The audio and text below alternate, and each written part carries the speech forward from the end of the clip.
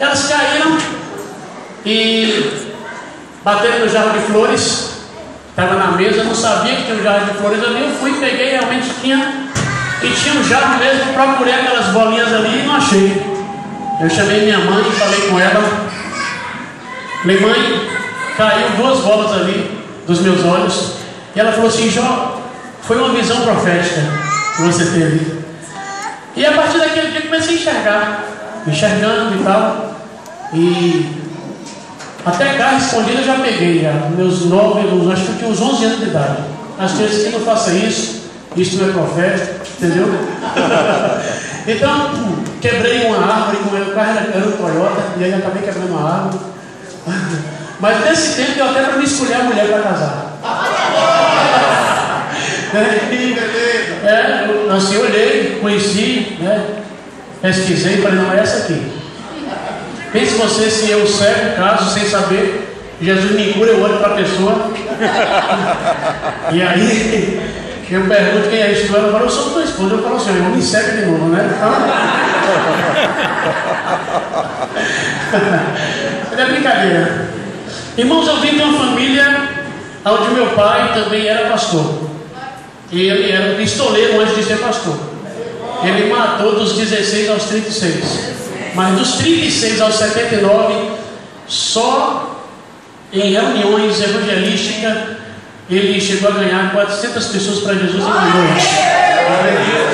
Homem profético, já deixou mais de 14 frentes missionárias estabelecidas na Bahia, Itapé, Tororó, Itapetinga, Rio do Meio, o povoado de Nova Brasília e Vitória da Conquista, 2 frentes. Então assim, um homem que tinha muito recurso e assim, ele teve o privilégio de não ser sustentado por igreja nenhuma. Ele é que sustentava as igrejas. Então, um homem muito abençoado. Então assim, eu vim dessa família. Agora uma família, na minha época, tinha aquela questão muito conservadora, né? Dos usos e costumes. E aí eu digo que nós conhecemos aqui, não sei se vocês conhecem aqui, as irmãs do coque, né? Vocês conhecem aqui as irmãs do coque, as irmãs da oração, as irmãs do círculo. E eu falava que naquela época as irmãs eram as irmãs dos 3 coques. Era um coque aqui e outro coque aqui, né? Não podia depilar. Eu era as irmãs que tinham 3 coques da época.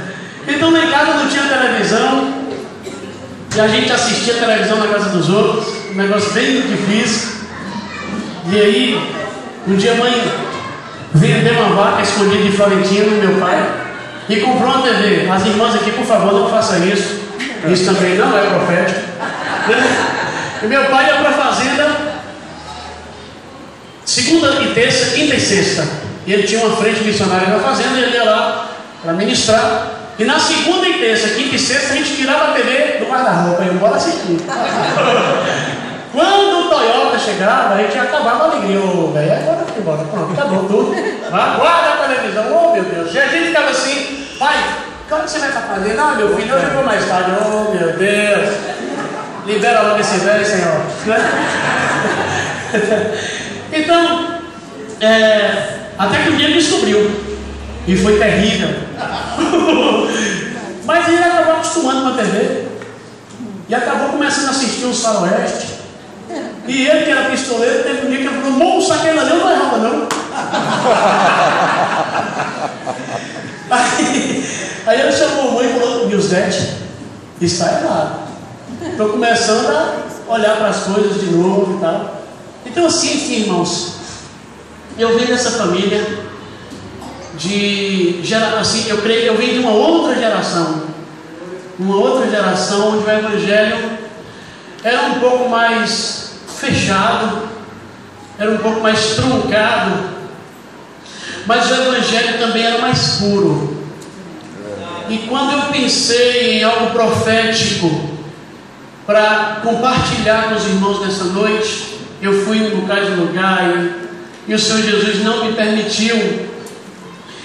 E eu gostaria simplesmente de falar algo do que eu acabei de ministrar. Todo mundo, em todos os lugares onde eu vou, de dificilmente alguém não gosta dessa música que eu acabei de cantar, né? Prepare tua lâmpada, não deixe ela se apagar. Que música linda! Mas o contexto dessa música é muito sério.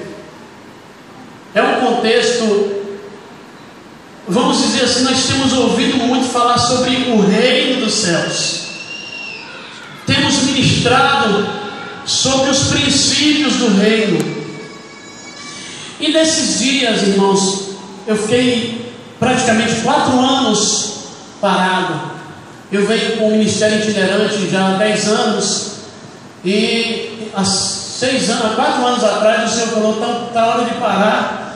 Eu estava abrindo uma frente lá em Vitória da Conquista, fundando o ministério.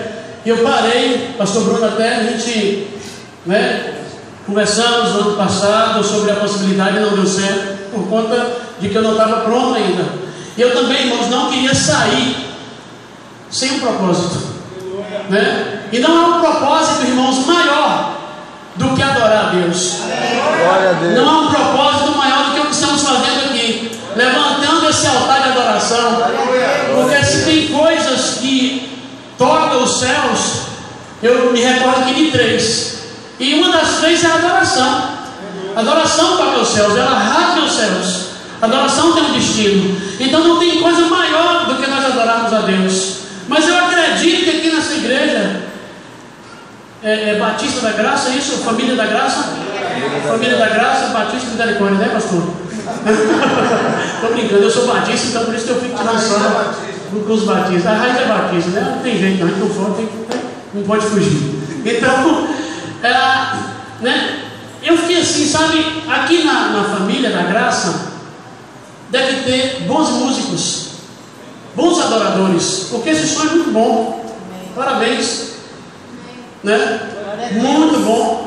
O lugar é pequeno, mas assim, o som, até quando vocês forem para um lugar maior, já está profetizado em nome de Jesus. Amém. Esse lugar aqui vai ficar para reunião de líderes, aleluia, né? Ou então para a igreja infantil, né? Família da Graça Kids. Então assim, é por aí, glória a Deus, está vendo aí? Já estou fazendo uma leitura profética aqui. Então assim, existem bons adoradores aqui, e eu sei que eu não seria necessário nessa noite, neste lugar, a não ser pela unção que cada um carrega. O pastor Bruno carrega a unção. Diga para o irmão que está do outro lado, você tem uma unção específica que ninguém tem. Aleluia. Então assim, por que eu estou aqui nessa noite? Cantei músicas, cantamos, tocamos, porque existe uma unção específica em mim, assim como existe uma unção específica em você. Mas eu poderia estar em casa e vocês recebendo aqui do mesmo jeito. Então, qual é o propósito de eu estar nessa noite neste lugar? Eu estou nessa noite, irmãos, aqui porque o Senhor tem uma palavra para a igreja brasileira. O Senhor, Ele me deu uma palavra para a igreja do Brasil, e Ele tem soprado essa palavra no meu coração, e a palavra é simplesmente uma só: o Rei do Reino está voltando. O Rei do Reino está às portas. Ele tem assinalado aos seus profetas, Ele tem revelado aos seus profetas de que breve Ele estará de retorno para levar sua noiva. E, irmãos, e é uma mensagem tão simples, é uma mensagem que nem o pastor quer pregar, porque não tem o que falar, todo mundo já sabe de tudo, todo mundo já sabe dos sinais, todo mundo já sabe que Jesus está voltando, desperta minha noiva, não deixa a lâmpada se apagar. Mas eu gostaria, irmão, de simplesmente frisar e repetir com você algumas coisas nessa noite. Amém? Existe um texto em Apocalipse, que inclusive é um livro que quase ninguém lê, desprezado, e assim a gente trabalha com libertação, e é um livro que os demônios temem, eles morrem de medo de Apocalipse, porque em Apocalipse está a sentença de Satanás, em Apocalipse está a vitória da igreja, em Apocalipse está está o casamento da igreja. Em Apocalipse está a cidade onde nós vamos morar. Glória a Deus. Em Apocalipse está o nosso futuro glorioso e está o futuro sofrido de Satanás também lá. Então nós precisamos nos voltar para as palavras proféticas do nosso amado Jesus. E no verso 3 do capítulo 1 de Apocalipse, no versículo 3 há um versículo, existe uma passagem ali conhecidíssima da igreja do Senhor. Apocalipse 1:3 diz assim: bem-aventurados, felizes, né? Profundamente felizes, aqueles que leem e aqueles que ouvem, porque se fosse só para ler eu estava perdido, eu não seria bem-aventurado, né? Mas aqueles que ouvem, porque ele pensou em Josué, vou colocar aqui porque Josué vai ouvir essa palavra profética. Aqueles que ouvem as palavras dessa profecia e guardam as coisas nela escritas, porque o tempo está próximo. Diga para o irmão do lado aí: o tempo está próximo. Irmãos, nunca esteve tão próximo do retorno do nosso amado como está agora. Queridos irmãos, existe uma passagem em Romanos, depois eu vou falar algo. Existe uma passagem em Romanos 13, verso 11. Paulo diz assim: para vós que conheceis o tempo. Diga para o irmão que está do teu lado aí: conhecemos o tempo. Diga: você é conhecedor do tempo. Aleluia. Então Paulo diz assim: para vós que conheceis o tempo, ele diz: já é hora de vos despertardes do sono, porque agora a nossa salvação está mais perto do que quando no princípio cremos. Aleluia. Muito bem, meu irmão, 1-0 para você. Eu sou pentecostal. Aleluia, eu sou profeta pentecostal, chuto no ar. Aleluia, glória a Deus. Vamos lá, igreja, glória aí, por favor. Então assim, está na hora de despertarmos do sono. Quando a televisão entrou lá em casa, o povo falava que a televisão era do diabo. Não é verdade? Eu não sei se tem algum. Eu sou novo, gente, é porque eu nasci no Evangelho, né? Está falando assim: eu venho de outra geração. Então fica parecendo que eu tenho um ano aos 70, mas eu estou zerado ainda, né? Então assim, quando a televisão chegou, o pessoal falou: era do diabo. E eu vou dizer para você, a minha não é do diabo. A minha é uma 32 tela plana, que eu comprei parcelado em 10 vezes e paguei. Então ela é minha. Satanás não tem nem a chave da casa dele, né? O inferno, a chave está na mão de Jesus, na mão do inferno. Então, mas irmãos, as coisas que vêm de lá, eu vou dizer para você, não existe uma ferramenta de mudança de comportamento nos últimos 30, 40 anos como a televisão. Ela tem mudado o comportamento das pessoas. Ela tem mudado o comportamento, inclusive, da igreja do Senhor. É a noiva do Cordeiro.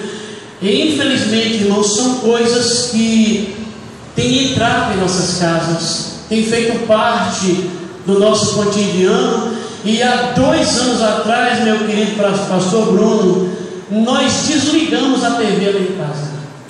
Ficamos tão desinformados que esses dias Daniela, minha esposa, chegou nas lojas da Americana e estava Paula Fernandes cantando com o Zezé de Camargo. Aquela ali, a filha de Zezé, o povo riu dela. Não conhece nem mais quem é Paula Fernandes. Falei: nós estamos desatualizados do mundo, mas queremos nos atualizar no reino dos céus. Então, irmãos, quando desligamos a TV foi terrível, porque lá em casa ninguém falava quase com ninguém. A gente conversava, não sei o que, mas era pouco. Quando desligou, a gente ficou sem assunto. Mas aí foi conversando devagarzinho, foi indo, foi, Aí daí a pouco o Senhor foi e restaurou o culto doméstico.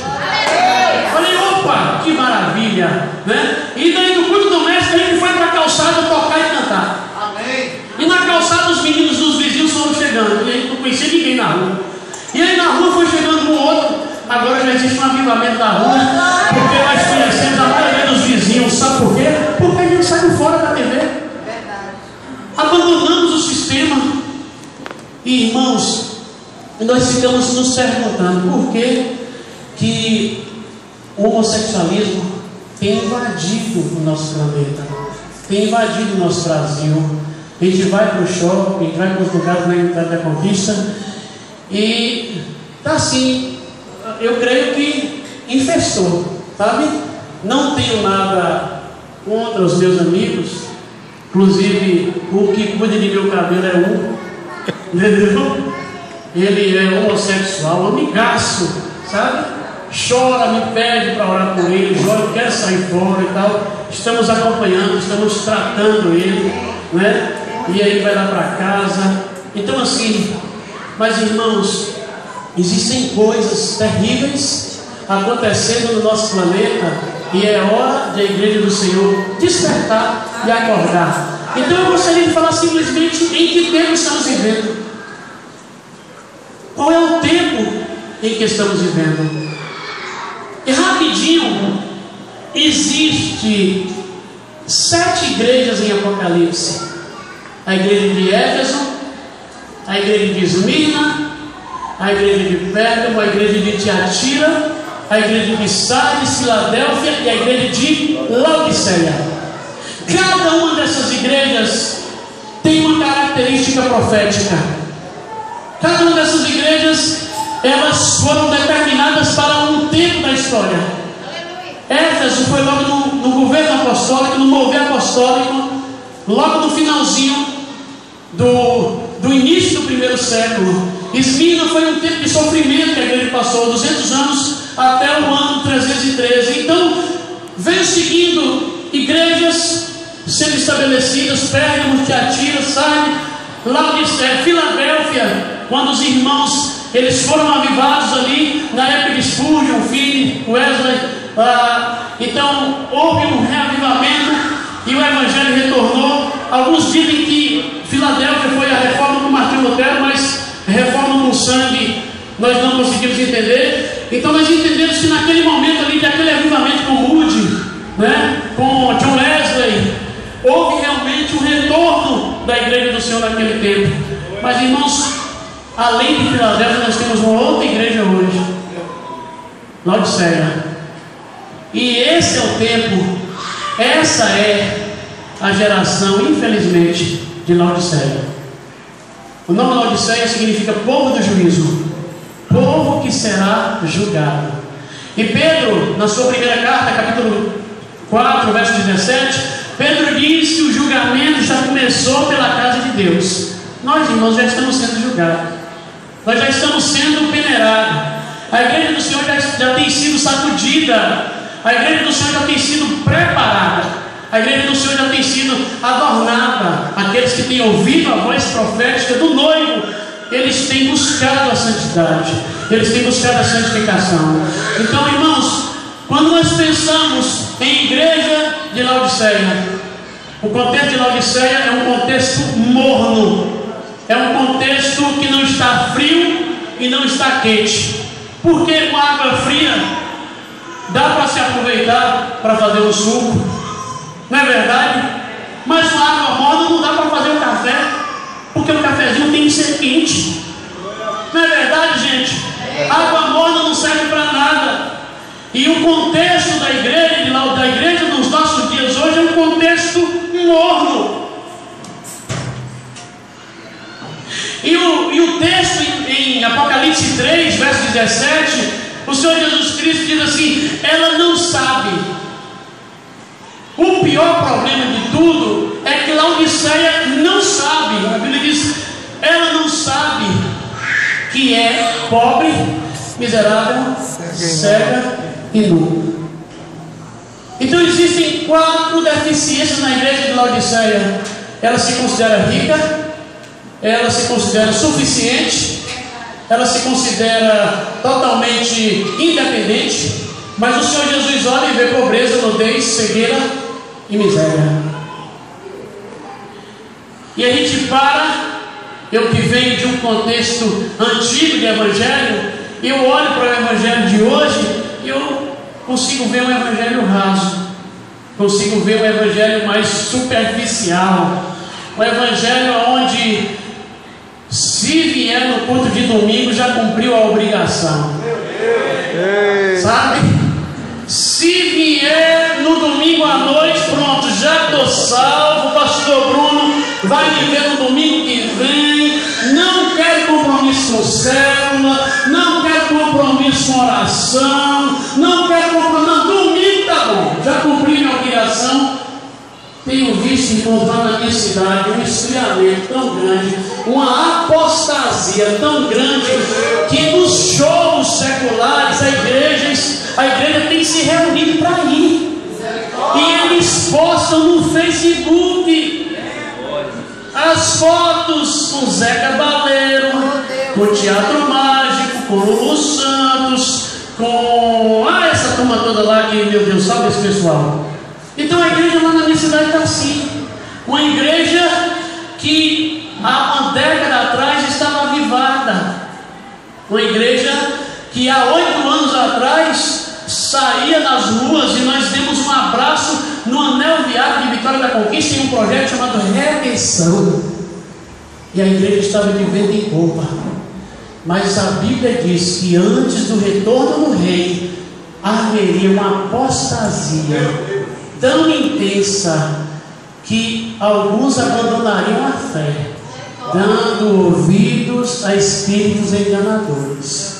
Então, irmãos, eu não sei como é que está em Piauí, mas na minha cidade, em Vitória da Conquista, infelizmente, ir para lugares mundanos, para casas de shows, já está normal. Inclusive tem líderes de jovens na minha cidade, sei porque eles colocam nas redes sociais, líderes de jovens na minha cidade que desmarcam cultos de jovem para ir assistir, para ir participar do show da banda Malta, que é aquela banda que ganhou o Festival da Globo. Misericórdia. Então, irmãos, eu queria trazer uma palavra profética nesse início, para esse início de campanha.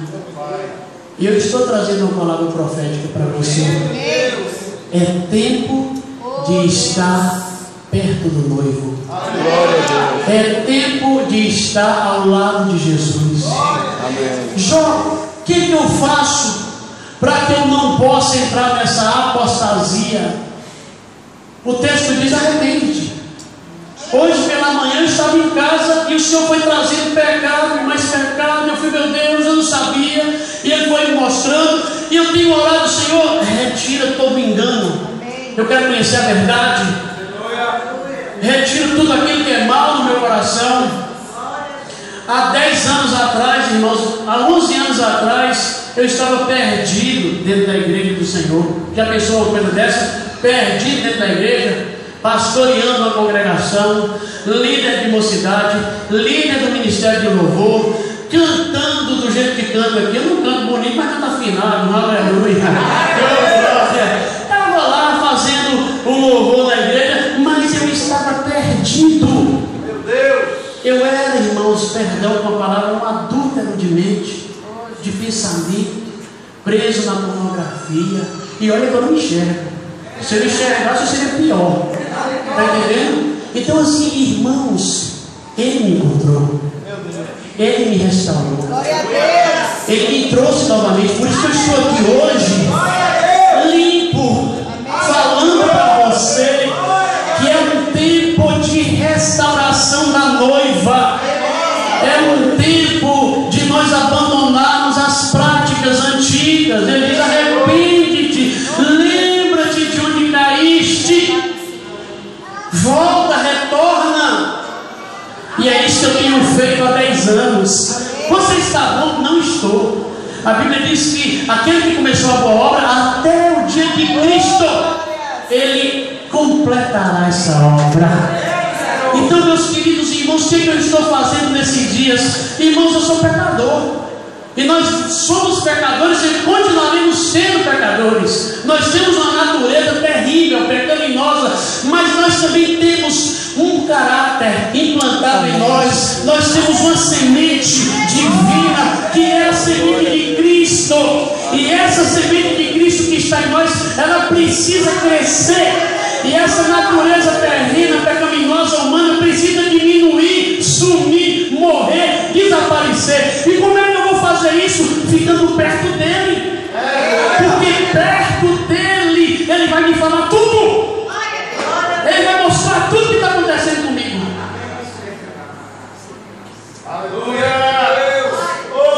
Nos tempos de Jesus, muitas pessoas seguiram ele.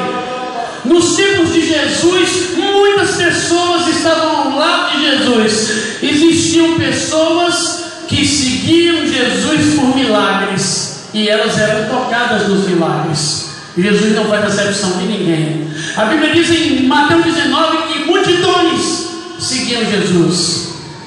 Mas só, irmãos, que Jesus em Lucas 10, ele chama 70 pessoas e tira 70 pessoas da multidão. Agora, aquelas 70 pessoas, elas vão ver coisas, elas vão ouvir coisas, elas vão ter experiências que a multidão não vai ter, porque elas estão mais perto de Jesus. Mas Jesus, ele, além dos 70, ele chama 12 mais perto dele. E aqueles 12, eles agora, eles caminham com Jesus. Eu fico pensando aqueles caras acordando pela manhã ao lado de Jesus. Jesus, vai tomar o que hoje? Café? O que você quer? Olha, hoje nós vamos jejuar. Aí, meu Pai, amém. Nós vamos jejuar, Jesus. Eu fico pensando, Jesus, meio-dia, chegando em algum restaurante da época. Pedro, vai lá, meu filho, vê como é lá, é self-service, se é à la carte, prepare lá a comida. Sabe, não foi assim? Que ele chegou lá no poço, onde estava a mulher samaritana, e os discípulos foram na cidade comprar comida? É desse jeito. Jesus estava lá meio-dia, e os discípulos ali, gente, que devia ser maravilhoso. Jesus, bora dormir agora. E Jesus dormindo, e os discípulos ali ao lado de Jesus. A multidão não tinha esse privilégio. Os 70 não tinham esse privilégio, os 12 tinham. Mas além dos 12 tinham 3. Tinham 3 que estavam mais perto dele do que os 12. E esses 3, eles viram coisas que os 12 não viram. Eles participaram de coisas que os 12 não participaram. Até Monte da Transfiguração rolou para os 3. Roupa branca, Jesus transfigurado, Pedrão dormindo assim, meio com sono. Jesus, vamos fazer 3 tendas aqui. O pai lá e corta, espera, meu velho, vamos fazer uma tenda, ouça só Jesus. E esses 3, eles viram a ressurreição de Talita. Eles viram coisas que os 12 não viram. Mas além dos 3, ele tira um. E esse um é aquele que eu corro atrás da mesma posição. Esse um, ele recostava no peito de Jesus. Ele estava perto de Jesus. Ele estava tão perto de Jesus que quando Jesus falou, um vai me trair aqui, todo mundo perguntou para Jesus, quem é? E Jesus quer.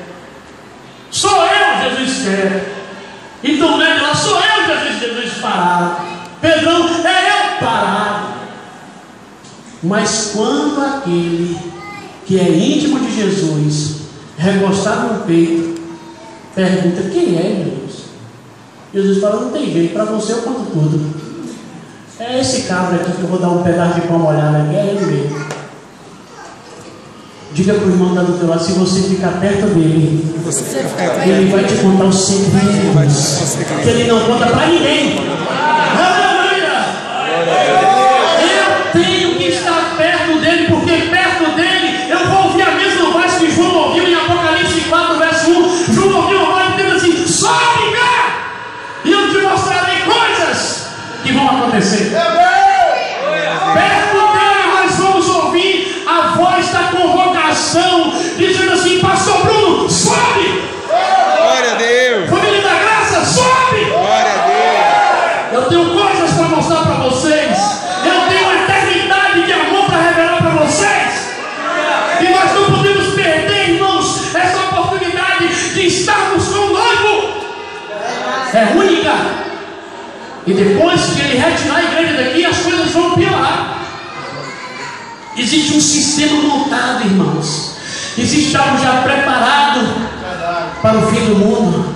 Existe um governo, existe um poder, existe existe uma força já estabelecida na terra. Você sabe quem que está mantendo essa força inoperante? A igreja do Senhor. As orações da noiva, a adoração da noiva, ela restringe o poder de Satanás. Mas quando essa noiva, ela sair, porque, irmãos, eu creio que nós vamos antes, sabe por quê? Porque ele não julga o ímpio com o justo. Ele tira Enoque antes do dilúvio. Ele tira Noé antes do dilúvio. Ele tira Ló antes do fogo descer sobre Sodoma e Gomorra. E ele vai tirar a noiva antes do fogo do juízo dele descer sobre essa terra. Ele vai convocar você para estar com ele. Ele vai tirar você, porque ele não vai julgar você com o ímpio.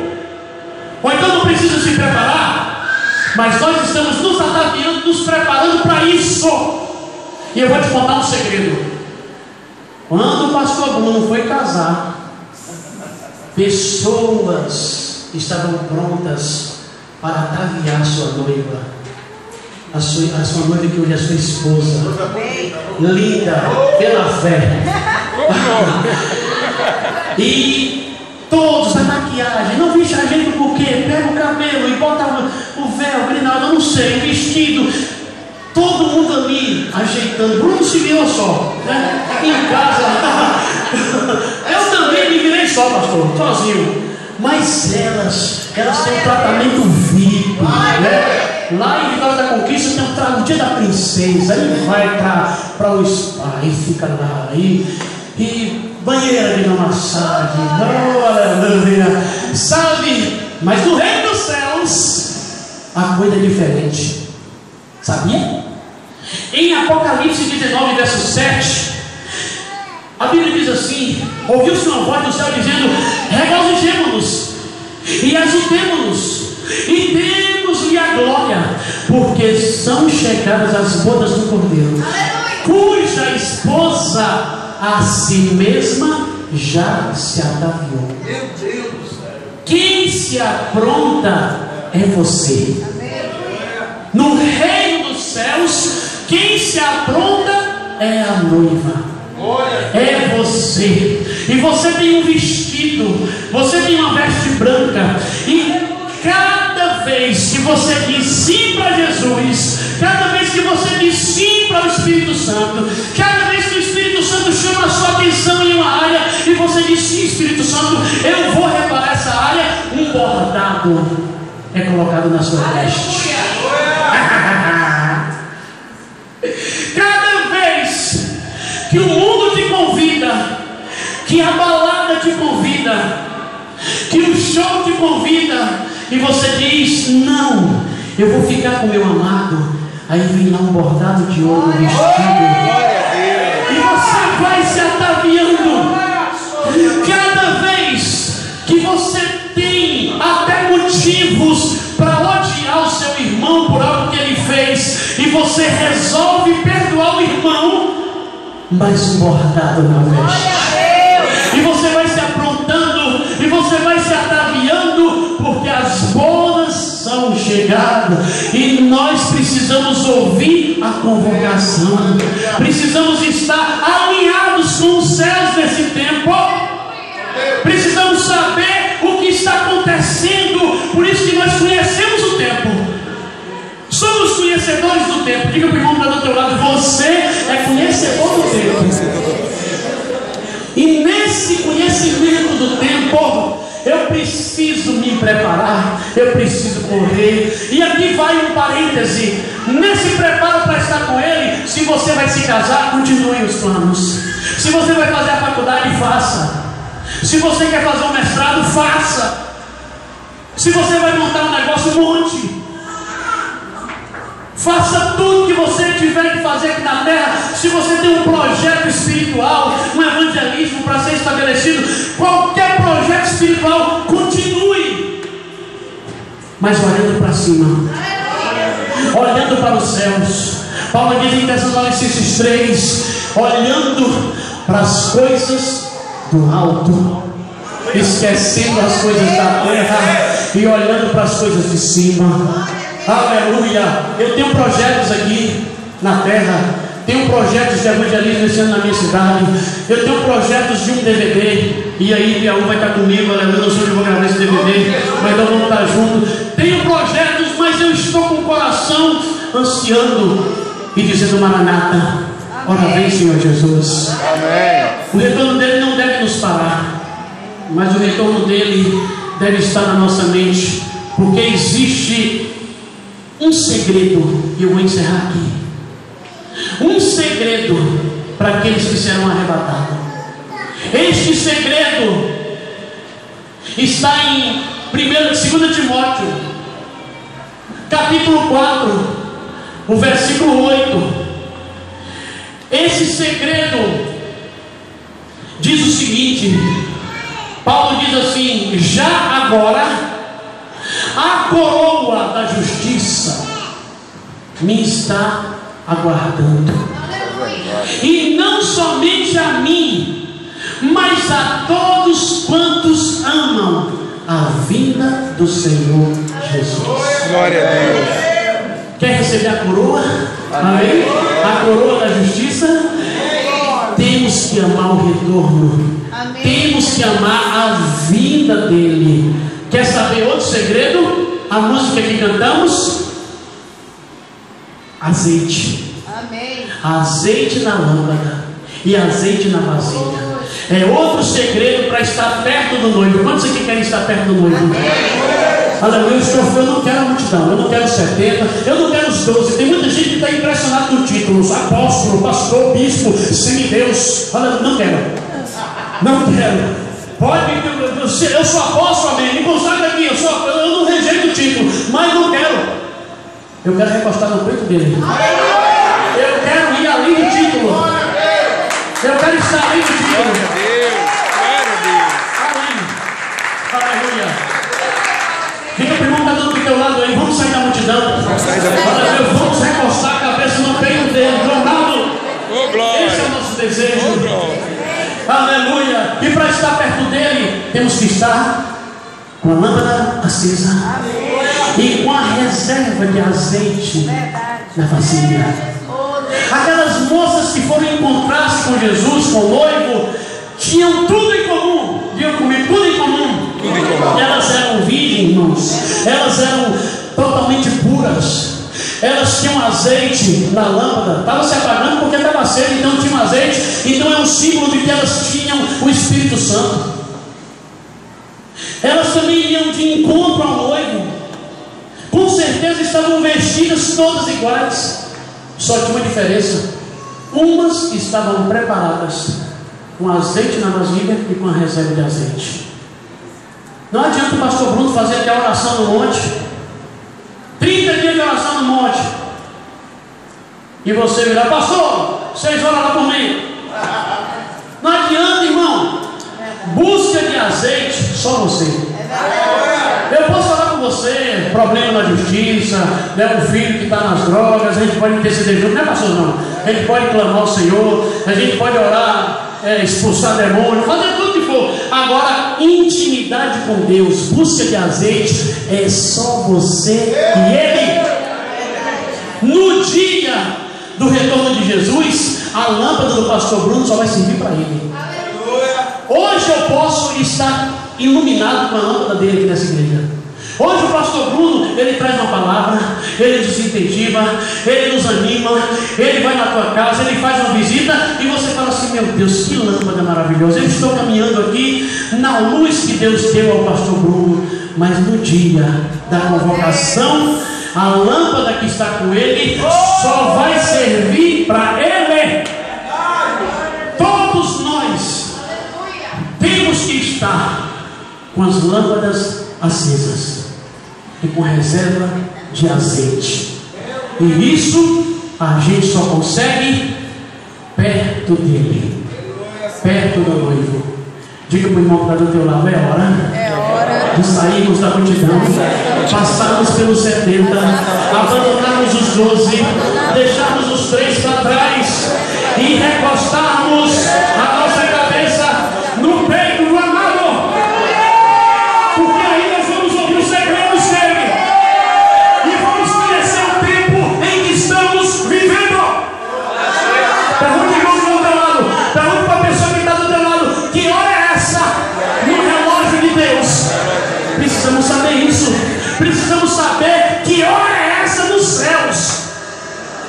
para não ficarmos perdidos no relógio espiritual.